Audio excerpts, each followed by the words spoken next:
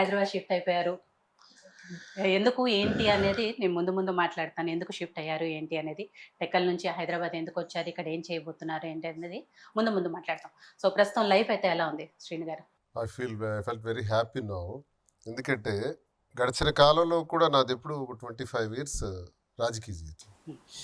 కుటుంబ నేపథ్యం కూడా ఒక 28 సంవత్సరాలు వివాహం జరిగింది. ఈ రాజకీయాల్లో ఉంటూ కుటుంబంలో చాలా స్పర్ధలు ఉండేవి, చాలా ఇబ్బందులు ఉండేవి. కానీ ఆ కుటుంబం కోసం, పిల్లల కోసం నేను కొంచెం తగ్గాల్సి వచ్చింది. ఓకే. బయటపడకుండా 4 వాల్స్ మధ్యనే నా సమస్యలు నాలోనే నేను ఆలోచించుకోవాల్సిన పరిస్థితి వచ్చింది. కొన్నిటికి పరిష్కారం దొరికాయి, కొన్ని అపరిష్కృతంగా ఉండిపోయినాయి. చాలా ఇబ్బందులు పడ్డాం నా పర్సనల్ లైఫ్లో. పిల్లల కోసమే నేను ఇంతవరకు ఉన్నాను. పెద్ద పాపకి వివాహం చేస్తాం, షీ ఈజ్ ఆల్సో డాక్టర్. రెండో పాప కూడా డాక్టర్. ఇంకా అమ్మాయికి పెళ్లి చేయాలి. ఇది ఇటీవల కాలంలో జరిగినటువంటి మా ఇంట్లో జరిగినటువంటి గొడవలన్నీ కూడా అందరికీ తెలిసినవే. సో ఈ పరిస్థితిలో మేము ఒక నిర్ణయం తీసుకోవాల్సి వచ్చిందనమాట. ఇద్దరం కలిసి ట్రావెల్ చేయాలి. ఇది సమాజానికి వ్యతిరేకమా, అనుకూలమా, ఇది ఎవరికి ఇష్టమా లేదా అన్నది మాకు అనవసరం, మాకు సంబంధం కాని విషయం. మాకు అవసరమైనటువంటి ఈ విషయాన్ని మేము స్పష్టంగా ప్రజలకు తెలియజేసాం. ఎందుకు తెలియజేయాలంటే, నేను ఒక పబ్లిక్ రిప్రజెంటేటివ్ కాబట్టి, ఒక ఎమ్మెల్సీగా ఉన్నాను కాబట్టి, ఒక సీనియర్ లీడర్గా ఉన్నాను కాబట్టి, 10 మందికి తెలిసిన వాడిని కాబట్టి, నేను చేసే పని పైన 10 మంది తాలూకా దృష్టి ఉంటుంది. ఈయన ఇలా చేశాడు కదా, ఇది నిజమా? కొంతమంది విమర్శకులు అంటారు, సమాజానికి ఏం సమాచారం ఇస్తున్నారు, ఇలా చెయ్యొచ్చా అంటారు. చెయ్యొచ్చా అంటే ఇది చెయ్యాలి అని నేను చెప్పట్లా. నాకు ఇది తప్పదు, మేము తీసుకున్నటువంటి నిర్ణయం ఈ రకంగా ఉండాల్సిన పరిస్థితి మాకు తప్పని పరిస్థితి కాబట్టి ప్రజలకు కూడా చెప్పాలి. ప్రజలను కూడా కన్విన్స్ చేయాలి. ప్రజా జీవితంలో మనం చేసే ప్రతి విషయాన్ని ప్రజలకు తెలియజేయాలి. నేనైతే ప్రతి విషయాన్ని ప్రజలకు తెలియజేస్తాను. ఆ తెలియజేసేటప్పుడు మంచి చెడులను వాళ్లే ఆలోచించి మనల్ని అగ్రభాగాన్ని కూర్చోబెట్టగలిగే శక్తి ఒక ప్రజలకే ఉంది. కాబట్టి ప్రజలకు నేను స్పష్టంగా తెలియజేశాను విషయాన్ని. మేము తీసుకున్న నిర్ణయంలో ముఖ్యంగా మాకు 5 పిల్లలు ఉన్నారు. మాధురికి 3, నాకు 2 పిల్లలు. 5 పిల్లల్ని ప్రధానంగా బాధ్యత తీసుకోవాలి. వాళ్ళకి ఎటువంటి లోటు రాకూడదు. వాళ్ళ గౌరవప్రదంగా సమాజంలో అన్ని రకాలైనటువంటి సహకారాలు వాళ్ళకి మనం ప్రోత్సహిస్తూ చేస్తూ వాళ్ళకి ప్రయోజకం చేయాలి. అది ఫస్ట్. సెకండ్, ప్రజా జీవితం.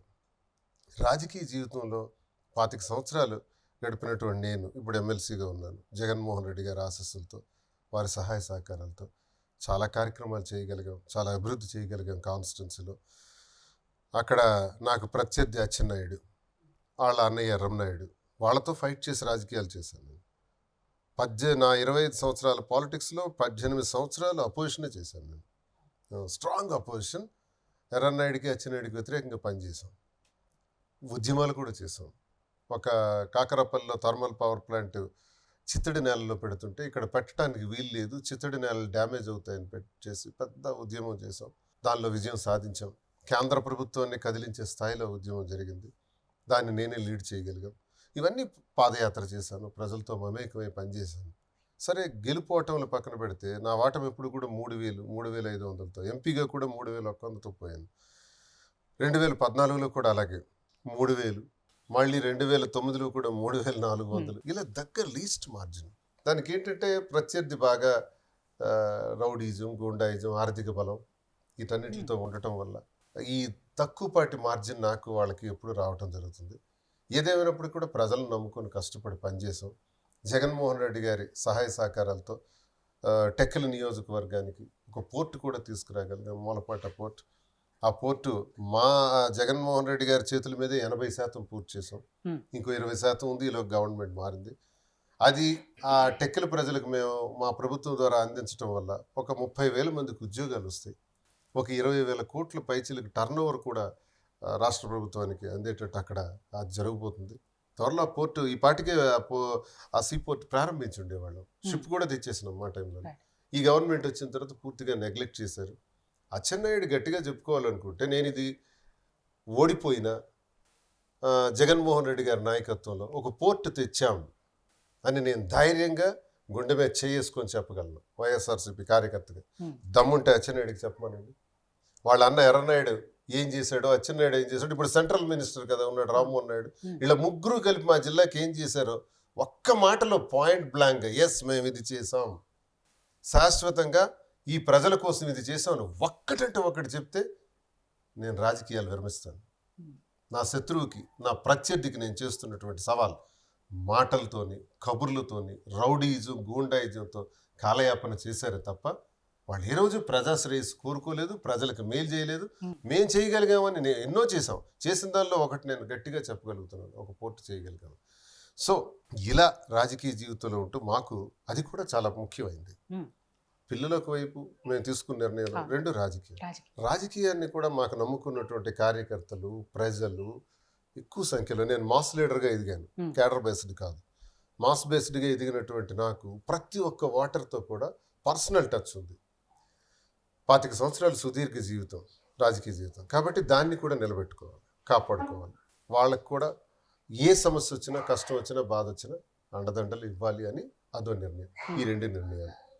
ఈ రెండు నిర్ణయాలతో పాటు మరి ఈ ప్రభుత్వం వచ్చిన తర్వాత నా మీద గట్టిగా దాడులు చేశారు. నేను మైనింగ్ బిజినెస్ నాది, గ్రానైట్స్, గత 25 ఏళ్ళుగా. ఆ గ్రానైట్ క్వారీని కూడా ఇప్పుడు ఆపేసినారు.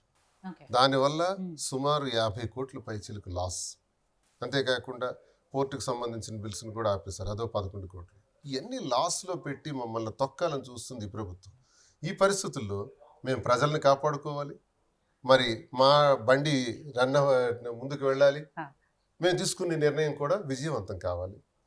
ఇవన్నీ కావాలంటే వ్యాపారంలో అడుగు పెట్టాలి. ఇంకో వ్యాపారం, ఇప్పటివరకు గ్రానైట్ వ్యాపారం చేస్తున్నాను, ఇంకో బిజినెస్ వైపు షిఫ్ట్ అయినాం.